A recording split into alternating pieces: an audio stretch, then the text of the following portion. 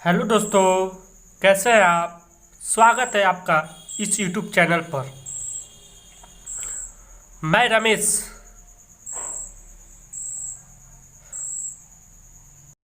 आज जो इस चैनल पर नए हैं तो इस चैनल को सब्सक्राइब कर लीजिए।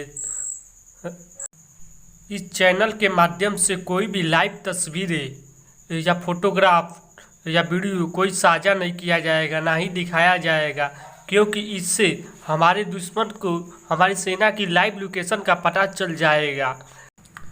भारतीय वायुसेना के द्वारा लद्दाख में Chinook helicopter, Apache helicopter, MiG-29, Sukhoi 30 MKI इत्यादि विमानों की तैनाती की गई।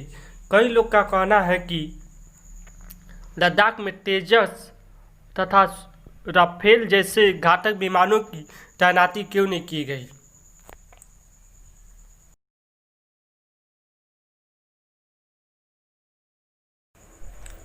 तेजस और राफेल विमान भारतीय वायुसेना के आधुनिक विमानों में से एक है।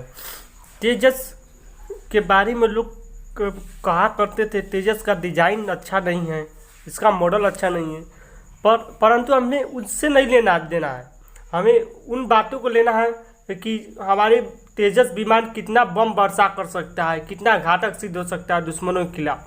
जैसे एग्जाम्पल लेते हैं, जैसे हम कोई लड़ाई करने जाते हैं तो हमें तलवार से को देखना चाहिए, ना कि मयान को। कितना सुंदर है मयान, थोड़ी ना काम आता है लड़ाई में। ठीक उसी प्रकार तेजस और राफेल दोनों ही भारतीय वायुसेना के सबसे घातक विमान है।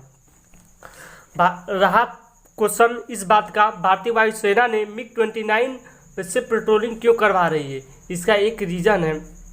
पहला रीज़न, चीनी सेना ने अपने एयरबेस पर J-7, J-11 जैसे विमानों को तैनात किए हैं। J-7 विमान क्या होता है?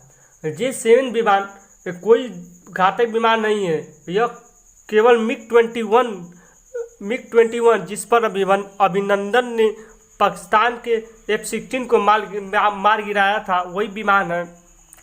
उसका नाम चेंज किया गया है और दूसरा कोई विमान नहीं।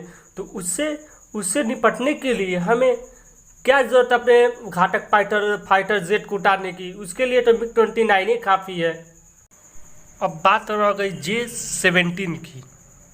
J-17 कोई दूसरा आधुनिक विमान नहीं है, ये केवल सुखोई का छोटा मोटा वर्जन है। उसका नेम चेंज कर दिया गया है और कुछ नहीं है। और उसके लिए J-17 के लिए भारतीय वायुसेना का सुखोई 30 MKI ही काफ़ी है। सुखोई 30 MKI भारतीय वायुसेना का सबसे आधुनिक, सबसे मेन एयरक्राफ्ट सुखोई 30 MKI है, जो भारतीय वायुसेना का मेन एयरक्राफ्ट है, जो किसी भी विकट परिस्थिति में चीनी सेना का या चीनी एयरफोर्स के छक्के सुड़ा सकता है। सुखोई 30 MKI की ताकत कोई राफेल से कम नहीं है, राफेल से बेसी मानिए। वो भारतीय वायुसेना का मेन एयरक्राफ्ट है। कोई भी देश अपने सबसे आधुनिक अर्थात मेन एयरक्राफ्ट को बचा कर रखता है, क्योंकि विकट से विकट परिस्थिति आने पर वो एयरक्राफ्ट गेम चेंजर का काम करता है। और भारतीय वायुसेना लद्दाख में ऊंचाई पर होने के कारण एडवांटेज में है। कहा जाता है गीदड़ का शिकार करने के लिए शेर की आवश्यकता नहीं होती है।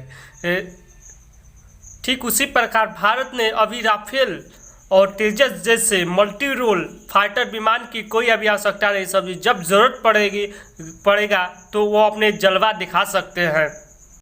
और चीनी सरकार या चीनी सेना अपनी शक्ति को मीडिया में बढ़ा चढ़ा कर दिखाने की कोशिश करते हैं।